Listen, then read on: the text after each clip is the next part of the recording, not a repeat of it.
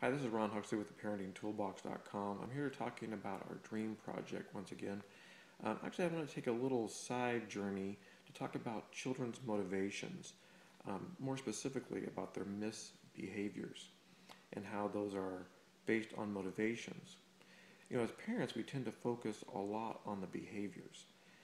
It may be that your child has a real problem with leaving their clothes all over the room. Matter of fact, you can find out where they are in the house by simply following the trail of clothing. You may have another child who doesn't turn their homework in when they go to school in the mornings. You may have another child who tends to talk back a lot. Whenever you try to tell them to do something, they want to argue their point. Whatever the behavior might be that you're struggling with, you can control the behaviors, but you're only going to get a very short-term change. You're not going to get any lasting change unless you change the child's motivations behind the behaviors. Rudolf Dreikurs once is a child psychiatrist, and he said that 80% of a children's misbehaviors has to do with a need to get attention. His solution for that, then, is to simply give them attention for the things that reinforce positive behavior versus misbehavior. It makes parenting a lot more simple, doesn't it? I want to take a little step deeper into this idea by trying to challenge you as parents to look at your child's behaviors and ask, what goal or purpose does this behavior serve? Are they trying to get your attention? Or are they looking for power struggle? Do they not have the ability to solve the social conflict that they're in the middle of? If not, then your goal to really change the behavior is to teach them the skills they need to solve conflicts. And you're going to do that through, while you're driving the car, in the morning, through examples. You're going to reinforce their positive behaviors. Any step in the right direction, you want to reinforce that. Otherwise, you can fight the same battle every day because the child has not learned something new. And they're going to continue to require you to step in. And the behavior today might be about not being able to solve a conflict with a sibling. But tomorrow it's going to be simply about getting your attention because you stepped in and provided them with attention.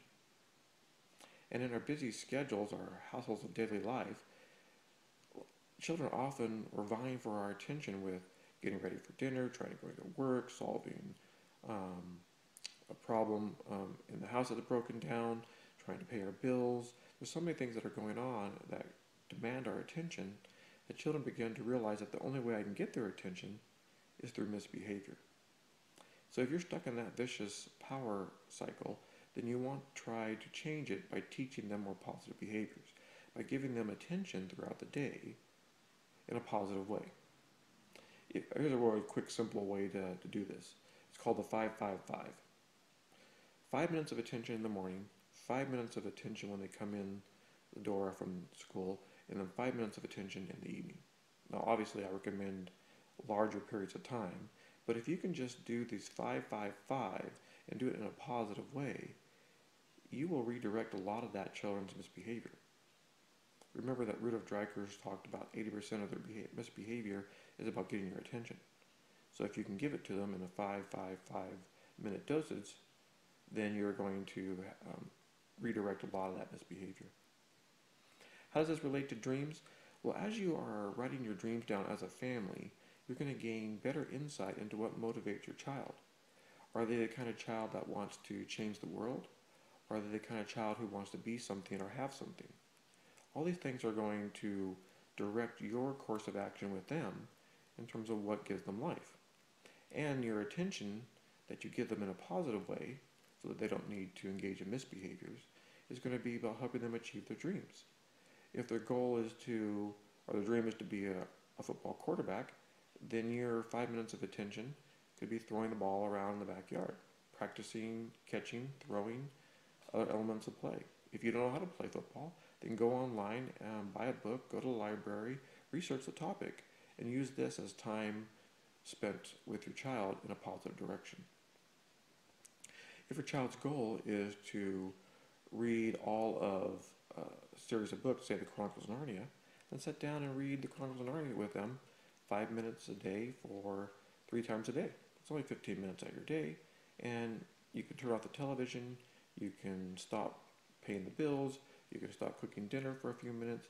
It takes 5 minutes, and it's going to reconnect you with your child, and it's going to stop them from yelling and fighting with their siblings, getting in trouble, talking back, all the things that cause you so much anxiety and frustration in dealing with your child.